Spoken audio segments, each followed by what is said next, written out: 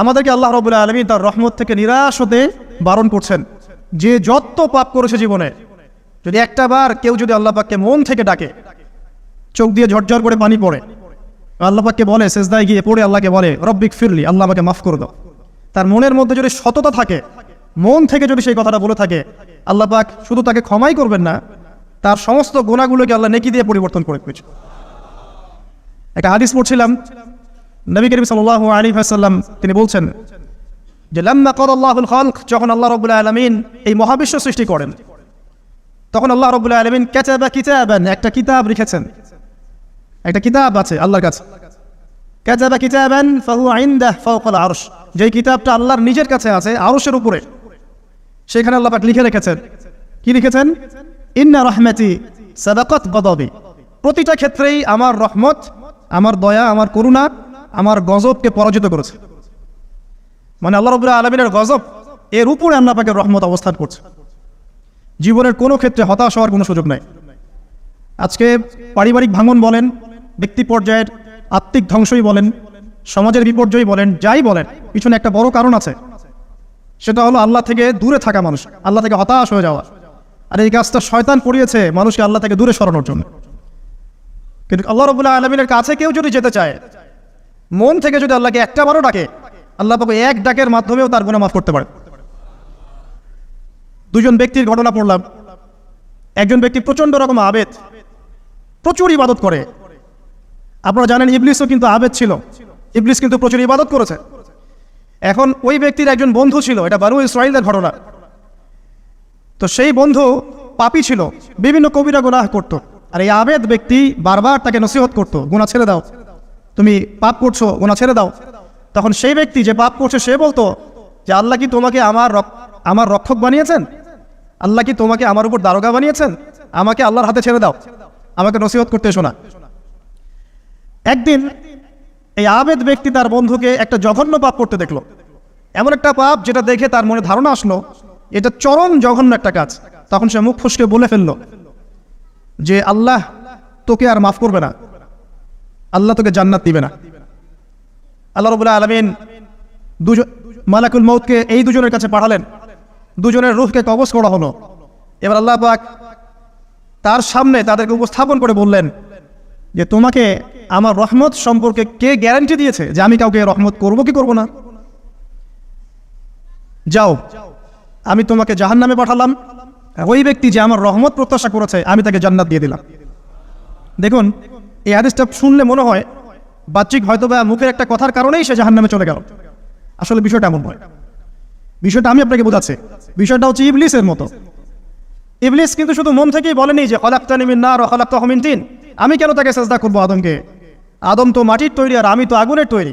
এটা ইবলিসের শুধু মৌখিক স্টেটমেন্ট ছিল না, কারণ কি ছিল? আবা ওয়াস্তাকবারা, সে উদ্ধত হয়েছিল, অহংকার প্রদর্শন করেছিল। ভিতর থেকে ইন্টারনালি সে অহংকারী ছিল, সে আন্ডারএস্টিমেট করে কথাটা বলেছে, শুধু মৌখিকভাবে বলে নাই। কিন্তু ঠিক এই ব্যক্তির ঘটনা এমনই, সে মন থেকে অহংকারী হয়ে উঠেছিল, যদিও বা সে আবেদ ছিল। এখানে আমরা যারা প্র্যাকটিসিং মুসলিম হওয়ার চেষ্টা করছি, আমাদের জন্য এখানে নিদর্শন আছে। অযথ নামাজ পড়েই ভেবে বসবেন না যে অনেক কিছু করে ফেলছে, এক চিল্লা দিয়ে মনে করে ফেলবেন না যে দিনের জন্য অনেক কিছু করে ফেলছে। একটা হজ করেছেন, উমরা করেছেন, সিয়াম রেখেছেন, দিনের জন্য দান সৎকার করেছেন, একটা মাদ্রাসা মসজিদ করেছেন, ভেবে বসবেন না আপনি সব অনেক কিছু করে ফেলেছেন এবং অন্যরা সব কক্রোচ তেলাপোকা, ওরা জাহান্নামে যাবে, এমনটা মনে করবেন। জানি না আমরা যে কার আমলের কতটুকু আল্লাহর কাছে কবুল হচ্ছে। তো এখানে এই ব্যক্তির সমস্যা ছিল এই, সে নিজের আমলটাকে অনেক ভারী মনে করছিল এবং সে স্টেটমেন্ট দিয়ে ফেললো যে তোকে আল্লাহ পাক মাফ করবে না। এই একটা কথা মন থেকে বলার কারণে তার ইহকাল পরকাল দুটা বরবাদ হয়ে গেল, সে জাহান্নামে চলে গেল। ঠিক আরেক ব্যক্তির ঘটনা আছে এমন, এগুলো সব করে রেফারেন্স আছে। এক ব্যক্তি প্রচুর ইবাদত করতো, আল্লাহ পাক তার ইবাদত করার জন্য পাহাড়ের চূড়ায় একটা সুন্দর ব্যবস্থাও করে দিয়েছিলেন, সেখানে ডালিম গাছ হতো, ঝর্ণা আসতো, খাবারের কোনো অভাব নাই। হাদিস এসেছে 500 বছর সে ইবাদত করেছে। কত বছর? কিয়ামতের মাঠে এই ব্যক্তির অবস্থা এমন হবে, তাকে জান্নাতে প্রবেশ করানোর জন্য নিয়ে যেতে বলা হবে যাও আমার রহমতে জান্নাতে চলে যাও। আল্লাহ পাক তাকে কথাটা বলবেন, কিন্তু এই ব্যক্তি বলবে আমার আমলের কারণে আল্লাহ পাক বলবেন আমার রহমতে জান্নাতে চলে যাও। ব্যক্তি বলবে আমার আমলের কারণে।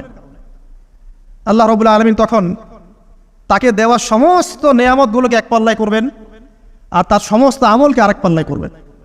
তারপর দেখা যাবে আল্লাহর সমস্ত নিয়ামত তার একটা চোখের সমান হয় নাই। কথা কি বুঝতে পারছেন? একটা চোখের যে নিয়ামত আল্লাহ পাকের, সমস্ত আমল ও 500 বছরের ইবাদত এতটুকু হয়নি। তারপর তাকে বলা হবে ওকে জাহান্নামে নিয়ে যাও। এবার জাহান্নামে যাওয়ার সময় সে বলবে আল্লাহ তোমার রহমতে আমাকে মাফ করলো। তখন আল্লাহ পাক তাকে আবার ডেকে নিয়ে আসবে, বলবেন যে তোমাকে যে আমি ইবাদত করার জায়গা করে দিয়েছিলাম, এটাকে তুমি নিজে করেছো না আমি করেছি? সে বলবে আপনি করেছেন। তোমাকে যে আমি সৃষ্টি করেছিলাম তখন কি তুমি কোনো আমল করেছিলে? বলবে না। তাহলে তোমাকে যে সৃষ্টি করেছি আমি, এটা কি তোমার আমলের কারণে? না। তোমাকে সারা দুনিয়াতে এত নিয়ামত দিয়েছি, এটা কি তোমার আমলের কারণে? সে বলবে না। তখন তাকে জান্নাতে প্রবেশ করানো হবে। কিয়ামতের মাঠে এমন অনেক ঘটনা ঘটবে যেটা আমাদের চিন্তার বাইরে। আরেকজন ব্যক্তিকে ডেকে আনা হবে, যে ব্যক্তি একটা দুটা নয় বরং 100টা খুন করেছে। সে 99 জন মানুষকে হত্যা করার পর ফতোয়া খুঁজে বেড়াচ্ছিল যে আমার তওবা কবুল হবে কিনা। একজন আবেদের কাছে গিয়েছে। আবেদ আর আলেম কিন্তু এক জিনিস না। আবেদ মানে যে প্রচুর ইবাদত করে, তার জ্ঞান কম, সে শুধু জানে কিভাবে ইবাদত করতে হয়। আলেম হচ্ছে সে যে শরীয়তের গভীর জ্ঞান জানে, আবার ইবাদতও করে। আবার যারা জ্ঞান আছে আমল নাই, সেও কিন্তু প্রকৃত আলেম না। প্রচুর জ্ঞান আছে কিন্তু জ্ঞান অনুযায়ী আমল করে না, সেও কিন্তু প্রকৃত আলেম নন। এবার আসেন তো, এই আবেদের কাছে গিয়ে সে বলছে আমার কি ক্ষমা হবে? আমি 99টা খুন করেছি। সে বলল তোমার আবার ক্ষমা? তোমার ক্ষমা নাই। তখন এই ব্যক্তি এই আবেদকে হত্যা করে 100টা খুন পূর্ণ করলো, ওকেও সে মেরে ফেলছে।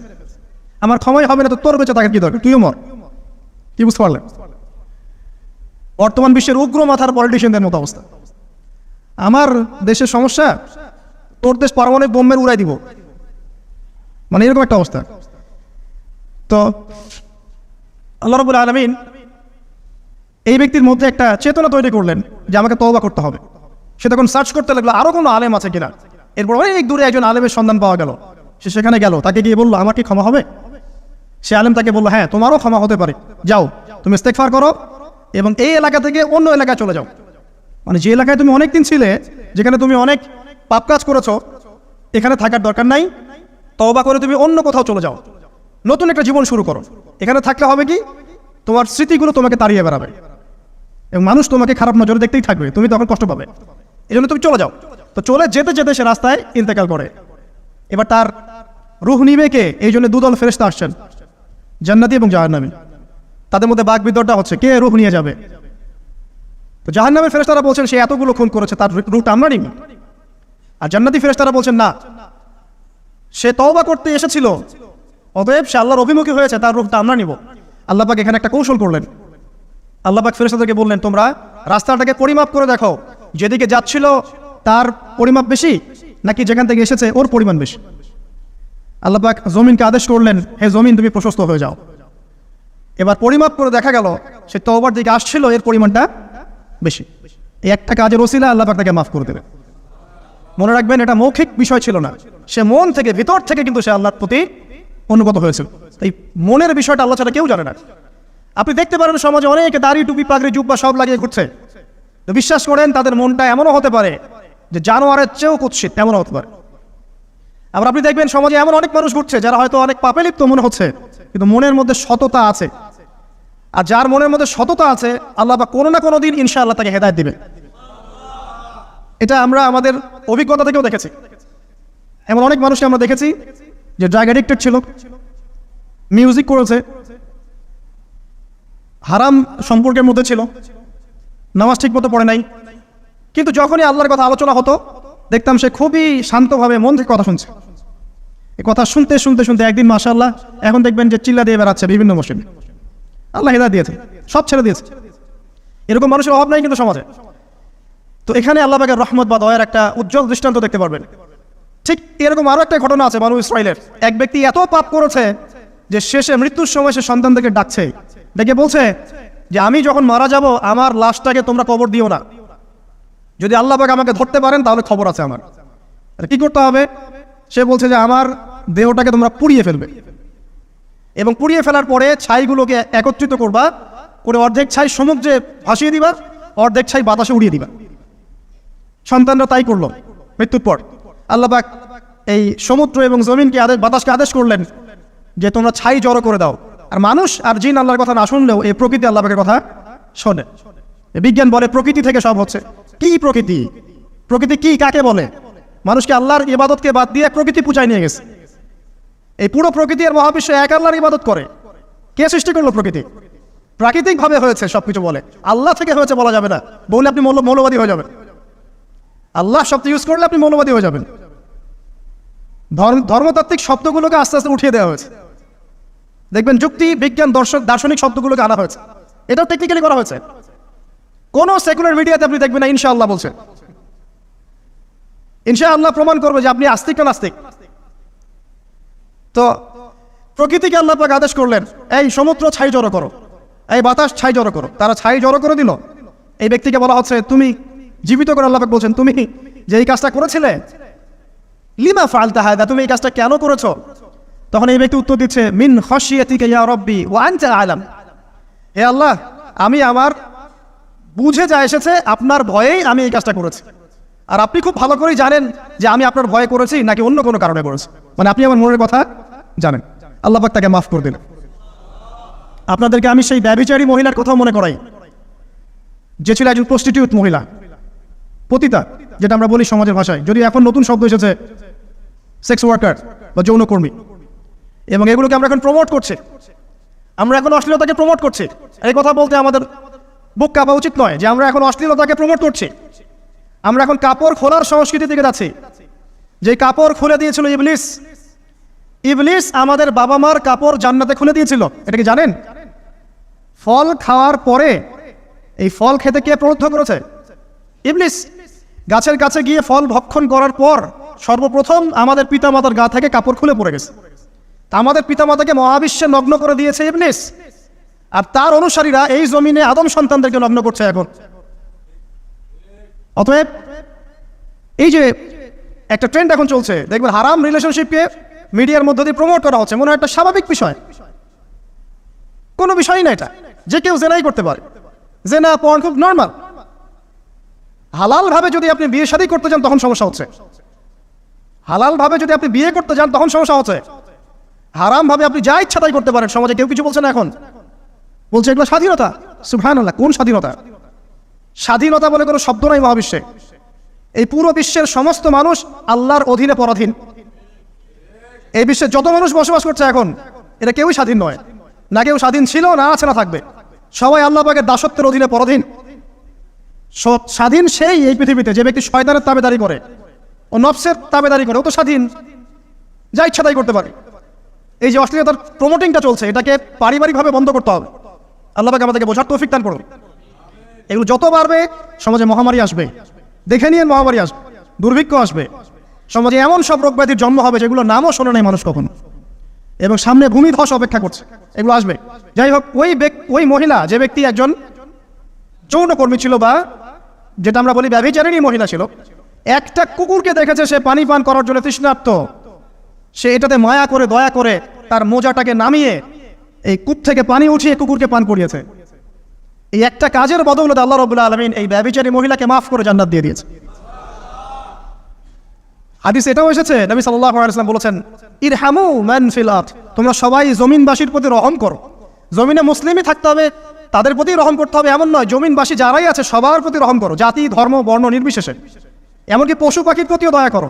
ইরহামু মান ফিল আরদ, জমিনে যারা আছে সবার প্রতি রহম করো। ইরহামুকুম মান ফিস সামা, যিনি আসমানে আছেন তিনি তোমাদের প্রতি রহম করবেন ইনশাআল্লাহ।